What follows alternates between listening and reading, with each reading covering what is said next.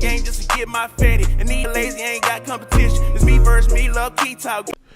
So a YSL member that goes by the name of Young Bean, y'all talking about YSL Bean, pretty much he had to take the stand today. Hold up. Before I continue the video, make sure y'all hit that like button for me. It helps the video grow and help me grow. It really helps all of us grow because we like a family, you dig? Anyway, so a guy goes by the name of YSL Bean ended up taking the stand today, right? He got on the stand with Young Thug, for pretty much the state wanted him to get on a stand and go against Young Thug because they had previously caught Buddy on the phone inside a jail. You know what I'm talking about? He was on the phone, a jail phone, talking about how a hit got done, and I guess Young Thug was there, and then he said something to the extent of, this happened, that happened, and then me and Thug took off. You know what I'm talking about? Thug went one way, I went one way, but you know, I guess he ended up getting caught or something like that, and he was like, I should have went the same way as Thug went. So of course the prosecution get Buddy on a stand, and they asked him the question, hey, do you recall saying this on a jail phone?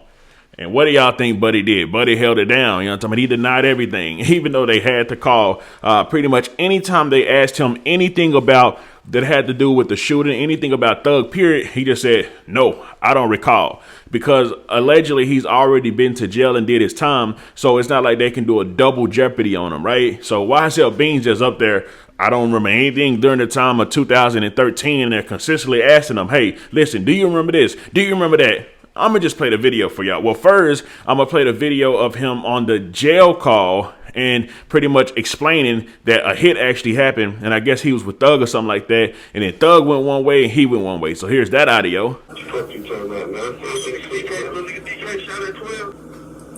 Yeah, he said it. For no reason, what? He shooting for no reason, though. Somebody started shooting that down. This on the jail call. On the jail call.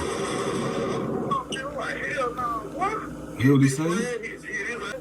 Me and Thug got there, we get out the car and run. I just went the wrong motherfucking way, man. I should have fought Thug there. You hear that? Nigga said, me and Thug got out the car and ran. I went the wrong way. Should have ran the way Thug went. Come on, son. You on a jail call saying that. It's crazy.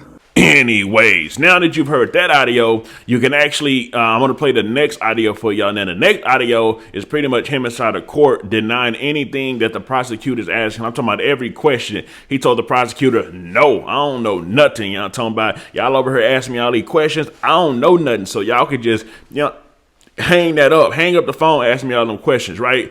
Anyways, here goes that audio. Telling Detective David Quinn so that you, Big Fred, and you all, with Young Thug and DK, go in Brian's car to see about that situation.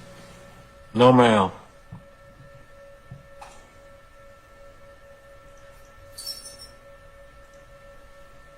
Do you recall telling Detective David Quinn or anyone about the guy with the D and the K in his face? No, ma'am. Do you recall telling Detective David Quinn that the guy with the D and the K in his face was one of the people that went to check on the guy with all the money? No, ma'am. Do you recall telling Detective David Quinn that after they went and checked on that money, they found out that nothing was going on with that situation? No, ma'am. Do you recall telling Detective David Quinn that after you all determined that nothing was going on with that situation, you, DK, or the person with the D and the K on his face, Big Fred and Young Thug, were all going in on some lean? No, ma'am. Do you know what lean is? No, ma'am. You don't know what lean is? No, ma'am. I stand objection. Have you ever referred to anything as lean? No, ma'am. Have you ever taken or drank lean? No, ma'am. Do you recall telling Detective David Quinn that you all went to get some lean? No, ma'am. Do you recall telling Detective David Quinn that you got it from your buddy up there in Summerdale? No, ma'am. Do you recall telling Detective David Quinn or anyone else that Big Fred had just gotten home from prison? No, ma'am. Do you recall telling him that you had $50 but that Big Fred had nothing? No, ma'am. Do you recall saying that he don't know nothing about nothing, he just coming home from the chain gang to Detective Quinn? No, ma'am.